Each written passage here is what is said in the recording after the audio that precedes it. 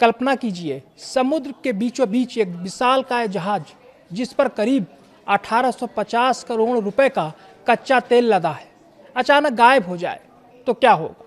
ये कोई फिल्मी कहानी नहीं बल्कि हकीकत है। ईरान का एक सुपर टैंकर जिसका नाम है हुग, अमेरिकी नौसेना की कड़ी पहरेदारी को धता बताकर दक्षिण पूर्व एशिया पहुंच गया है। अमेरिकी प्रतिबंधों के बीच इसे एक बड़ी सेंधमारी माना जा रहा है। आखिर ये जहाज रडार से कैसे गायब हुआ और ये मामला इतना गंभीर क्यों है, चलिए इसके बारे में हम आपको बताते हैं। ये कहानी शुरू होती है नेशनल इरानियन टैंकर कंपनी यानी NITC के स्वामित्व वाले जहाज हग की। इसमें करीब 1.9 मिलियन बैरल तेल भरा हुआ है। इसे आखिरी बार एक हफ्ते पहले श्रीलंका के पास देखा गया था।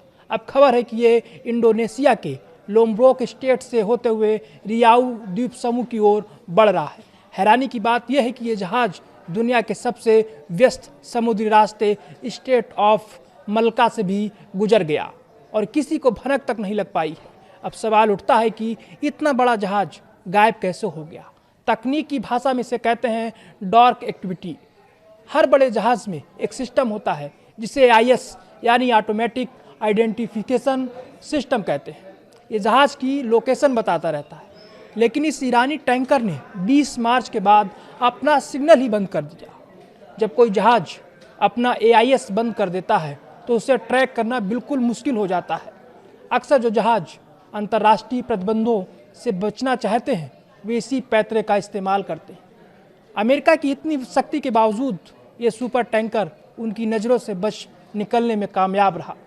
अमेरिका ने ईरान की घेराबंदी करने के लिए 13 अप्रैल से सख्त नाकेबंदी शुरू की थी। रिपोर्ट्स के मुताबिक इस कार्रवाई से ईरान को अब तक करीब 45,000 करोड़ रुपए यानी 4.8 बिलियन डॉलर का नुकसान हो चुका है। लेकिन हग टैंकर का बच निकलना ये दिखाता है कि निगरानी व्यवस्था में अभी भी बहुत बड़ी खामियां हैं।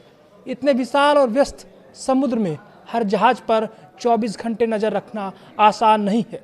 ईरान अभी भी अपने तेल को अंतर्राष्ट्रीय बाज़ारों तक पहुंचाने के लिए नए रास्ते और तरीके ढूंढ रहा है। फिलहाल अमेरिका की ओर से इस पर कोई आधिकारिक बयान नहीं आया है, लेकिन समुद्री ट्रैकिंग कंपनियां इस पर पैनी नज़र रखे हुए हैं।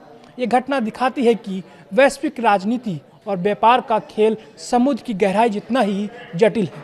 आपको क्या लगता है, क्या तकनीक की इस दौड़ में डार्क शिप्स को रोक पाना मुमकिन है? अपनी राय कमेंट में ज़रूर बताएं।